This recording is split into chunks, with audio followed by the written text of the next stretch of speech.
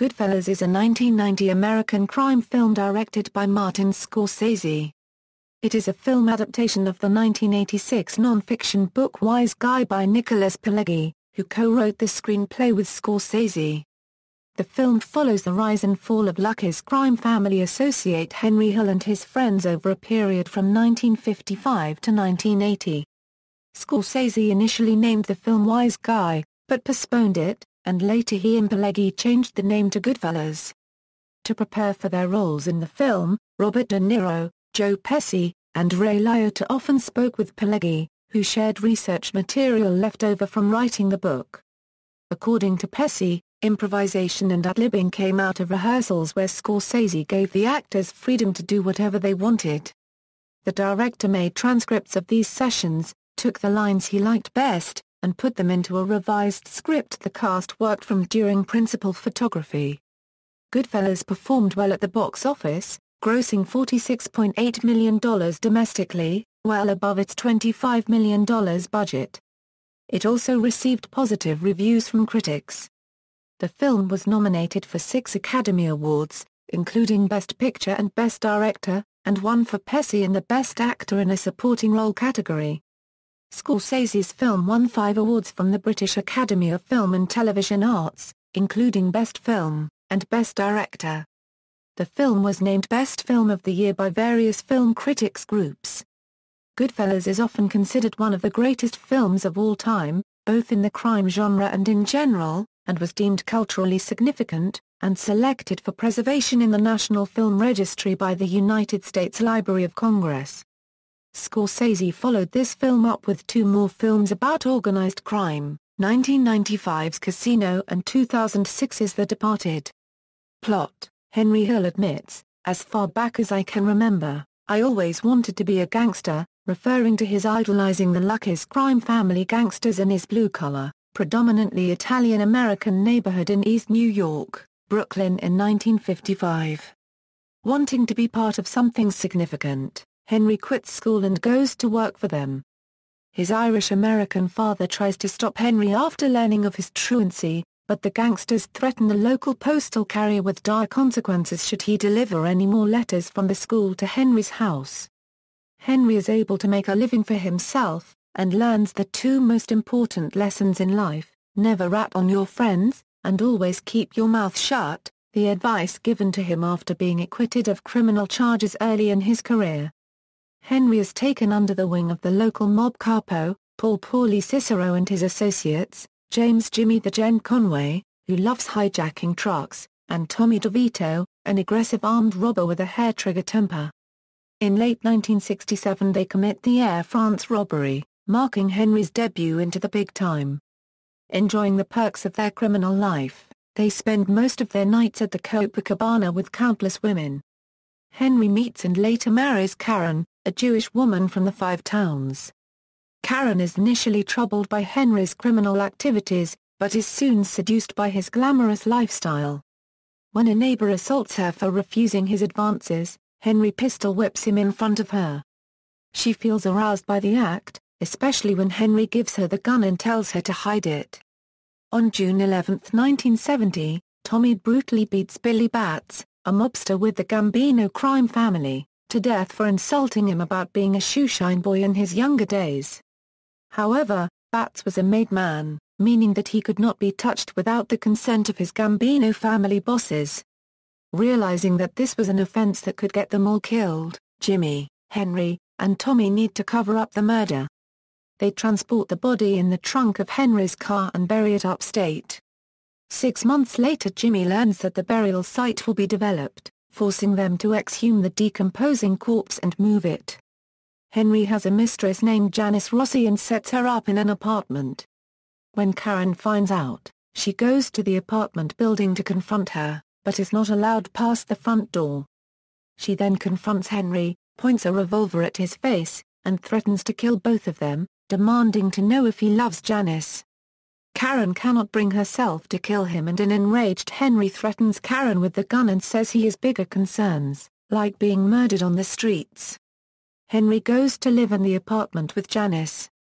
Paulie soon directs him to return to Karen after completing a job for him.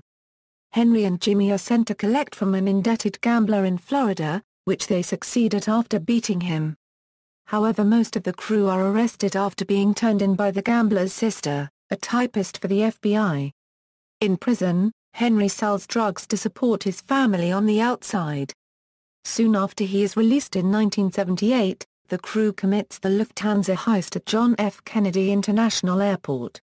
Despite Paulie's warning to stop, Henry further establishes himself in the drug trade, convincing Tommy and Jimmy to join him.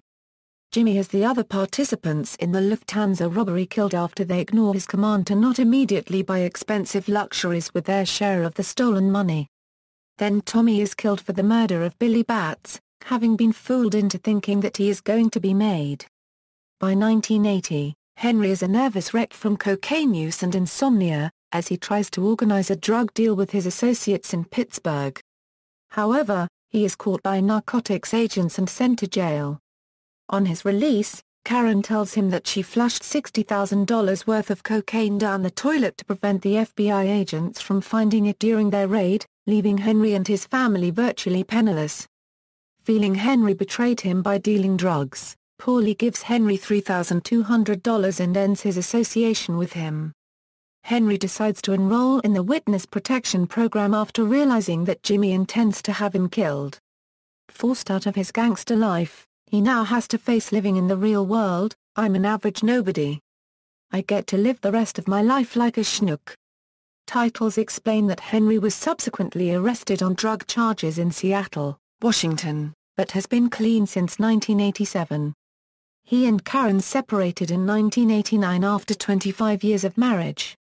Paul Cicero died in Fort Worth Federal Prison of respiratory illness in 1988 at 73. Jimmy, in 1990, was serving a 20-year-to-life sentence in a New York State prison. Cast, development. Goodfellas is based on New York crime reporter Nicholas Pileggi's book Wiseguy. Martin Scorsese never intended to make another mob film until he read a review of the book which inspired him to read it while working on the set of Color of Money in 1986. He had always been fascinated by the mob lifestyle and was drawn to Pileggi's book because it was the most honest portrayal of gangsters he had ever read. After he read Pileggi's book, the filmmaker knew what approach he wanted to take, to begin Goodfellas like a gunshot and have it get faster from there, almost like a 2.5-hour trailer. I think it's the only way you can really sense the exhilaration of the lifestyle, and to get a sense of why a lot of people are attracted to it. According to Pileggi, Scorsese cold called the writer and told him, "I've been waiting for this book my entire life." To which Pileggi replied, "I've been waiting for this phone call my entire life."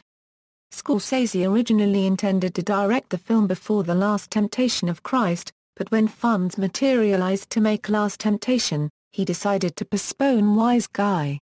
He was drawn to the documentary aspects of Pileggi's book. The book Wiseguy gives you a sense of the day-to-day life, the tedium, how they work, how they take over certain nightclubs, and for what reasons. It shows how it's done. He saw Goodfellas as the third film in an unplanned trilogy of films that examine the lives of Italian Americans from slightly different angles.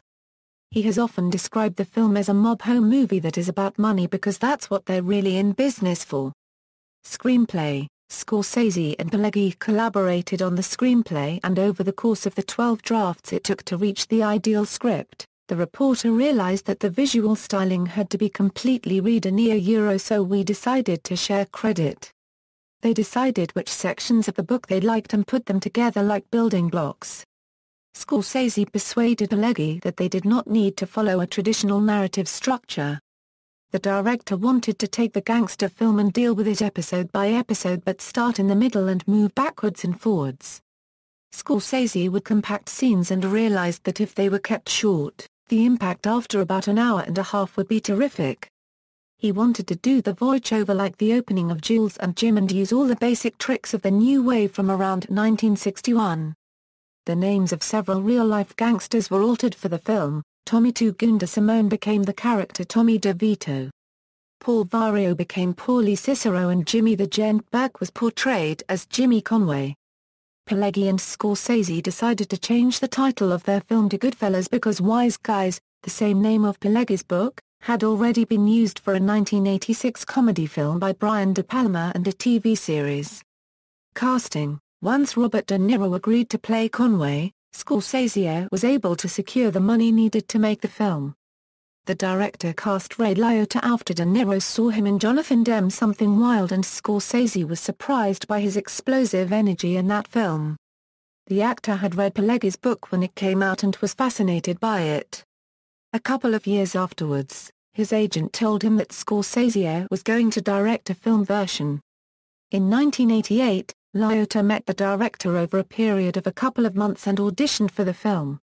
The actor campaigned aggressively for a role in the film, but the studio wanted a well-known actor. "I think they would have rather had Eddie Murphy than me," the actor remembers. To prepare for the role, De Niro consulted with Pileggi, who had researched material that had been discarded while writing the book.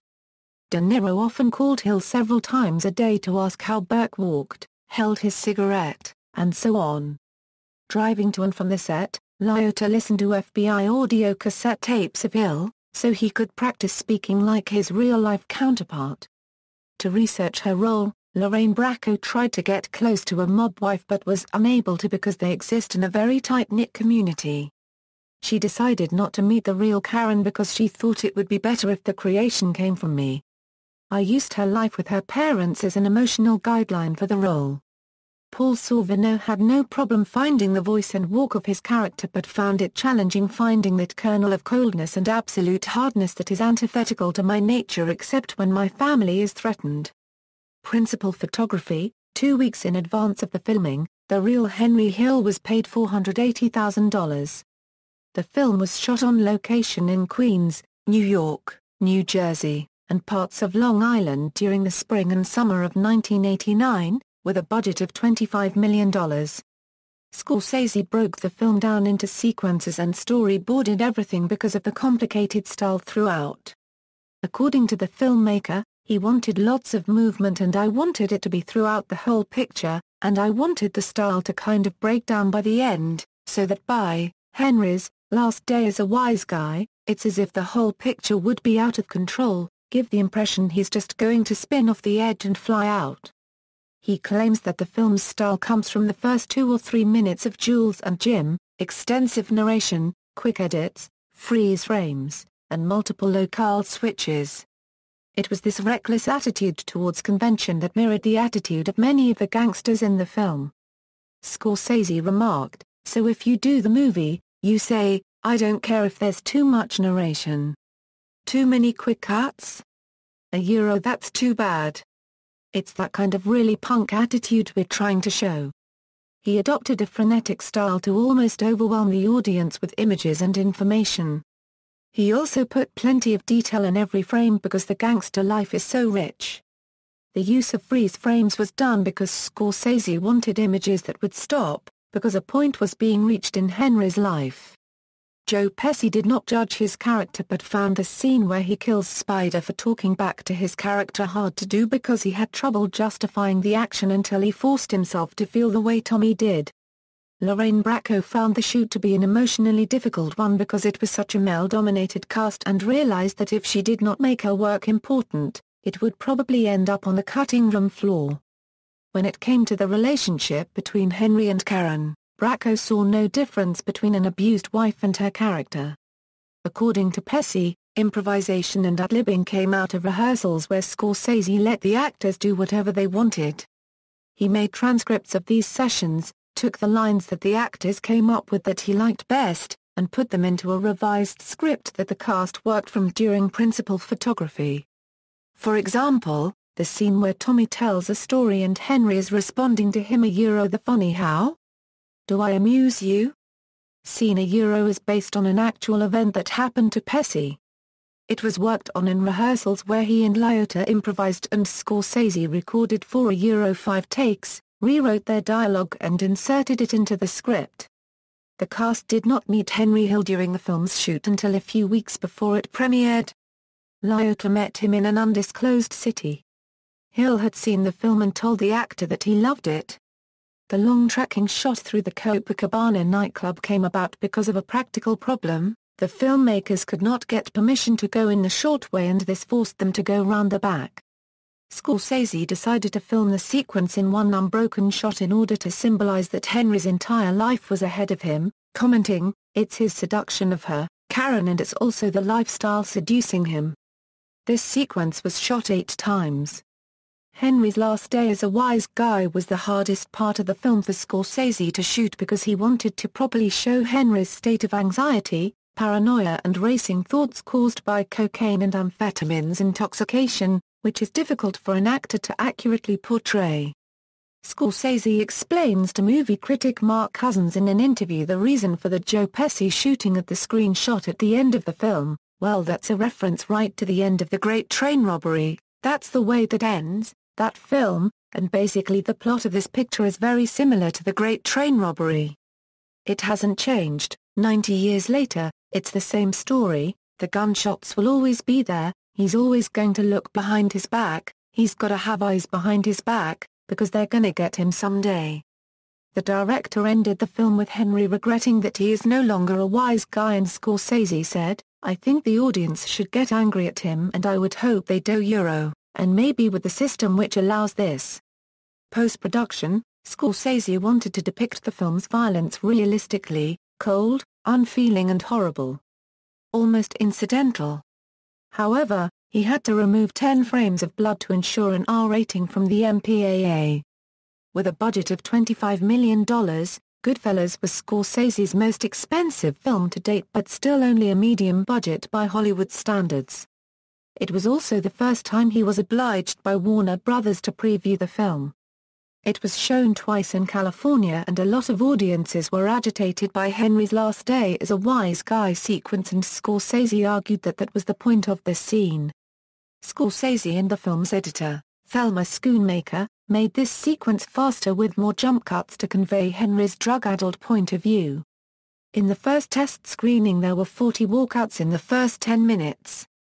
One of the favorite scenes for test audiences was the one where Tommy tells the story and Henry is responding to him, the "Do I amuse you?" scene. Soundtrack.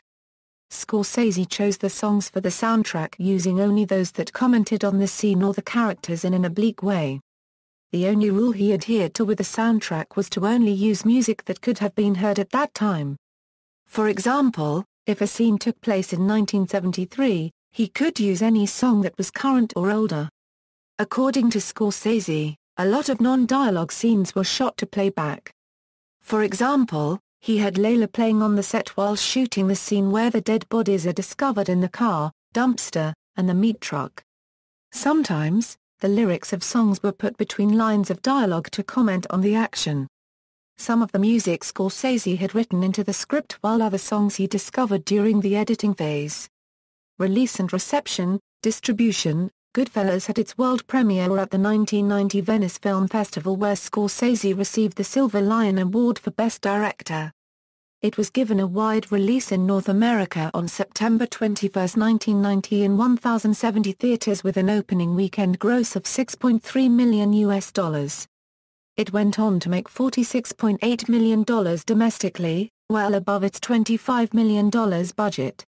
Reviews. The film was released to critical acclaim and currently has a 96% rating at Rotten Tomatoes and an 89 Metascore at Metacritic. In his review for the Chicago Sun-Times, Roger Ebert wrote, "No finer film has ever been made about organized crime, not even The Godfather." In his review for the Chicago Tribune, Gene Siskel wrote, "All of the performances are first-rate.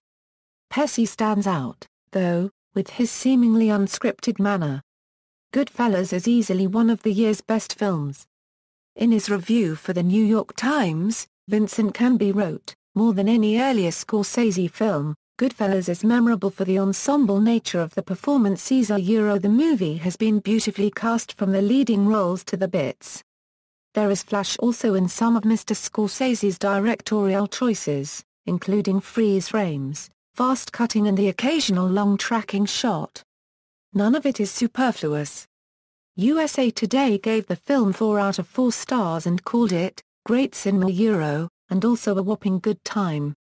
David Anzen, in his review for Newsweek magazine, wrote, "Every crisp minute of this long, teaming movie vibrates with outlaw energy. Rex Reed said big, rich, powerful and explosive. One of Scorsese's best films. Goodfellas is great entertainment. In his review for Time, Richard Corliss wrote, "So it is Scorsese's triumph that Goodfellas offers the fastest, sharpest 2.5-hour ride in recent film history." Lists. The film is ranked number 1 of the best of 1990 by Roger Ebert, Gene Siskel, and Peter Travers. It is 38th on James Berardinelli's Top 100 Films. Awards. Legacy. Goodfellas is number 94 on the American Film Institute's 100 Years, 100 Movies list and moved up to number 92 on its AFI's 100 Years, 100 Movies from 2007. In June 2008, the AFI put Goodfellas at number 2 on their AFI's 10 Top 10 the best 10 films in 10 classic American film genres after polling over 1,500 people from the creative community. Goodfellas was acknowledged as the second best in the gangster film genre. In 2000, the United States Library of Congress deemed the film culturally significant, and selected it for preservation in the National Film Registry. Roger Ebert named Goodfellas the best mob movie ever, and placed it among the best films of the 1990s. In December 2002, a UK film critics poll in Sight and Sound ranked the film number 4 on their list of the 10 best films of the last 25 years. Time included Goodfellas in their list of Time's all-time 100 movies. Channel 4 placed Goodfellas at number 10 in their 2002 poll, the 100 greatest films. Empire listed Goodfellas at number 6 on their 500 greatest movies of all time. Total Film voted Goodfellas number 1 as the greatest film of all time. Premiere listed Joe Pesci's Tommy DeVito as number 96 on its list of the 100 greatest movie characters of all time, calling him perhaps the single most irredeemable character ever put on film. Empire ranked Tommy DeVito number 59 in their The 100 Greatest Movie Characters poll. Goodfellas inspired director David Chase to make the HBO television series The Sopranos. Chase said Goodfellas is the Quran for me. He also told Peter Bogdanovich, Goodfellas is a very important movie to me and Goodfellas really plowed that. I found that movie very funny and brutal and it felt very real. And yet that was the first mob movie that Scorsese ever dealt with a mob crew. As opposed to say The Godfather. Which there's something operatic about it, classical, even the clothing and the cars. You know I always think about Goodfellas when they go to their mother's house that night when they're eating, when she brings out her painting, that stuff is great. The Sopranos learned a lot from that. Indeed, numerous actors from Goodfellas, such as Tony Sirico, Michael Imperioli, Frank Pellegrino, Tony Lip, Frank Vincent and Lorraine Bracco, would later be cast in major roles on The Sopranos. July 24, 2010 marked the 20th anniversary of the film's release. This milestone was celebrated with Henry Hills hosting a private screening for a select group of invitees at the Museum of the American Gangster, in New York City. In January 2012, it was announced that the AMC network has put in development a television series version of the movie. Pileggi is on board to co-write the adaptation with television writer-producer Jorge Zamacona.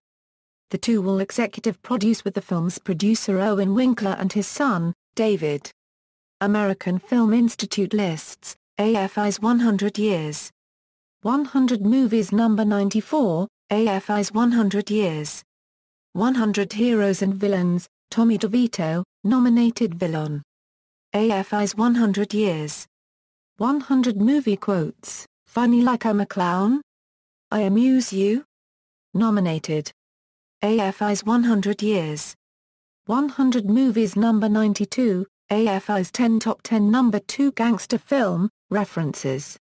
Bibliography, Martin Scorsese, A Journey, by Mary Pat Kelly, ISBN 978-1-56025-470-6. Scorsese on Scorsese, by David Thompson and Ian Christie, ISBN 978-0-571-22002-1. Goodfellas, by Nicholas Pileggi and Martin Scorsese. ISBN 978-0-571-16265-9. Wiseguy, by Nicholas Pileggi, ISBN 978-0-671-72322-4. External links: Goodfellas at the Internet Movie Database, Goodfellas at the TCM Movie Database, Goodfellas at AllMovie, Goodfellas at Rotten Tomatoes, Goodfellas at Metacritic, Goodfellas at Box Office Mojo, Real Faces, Fact vs. Fiction, GQ Magazine's Oral History Retrospective article.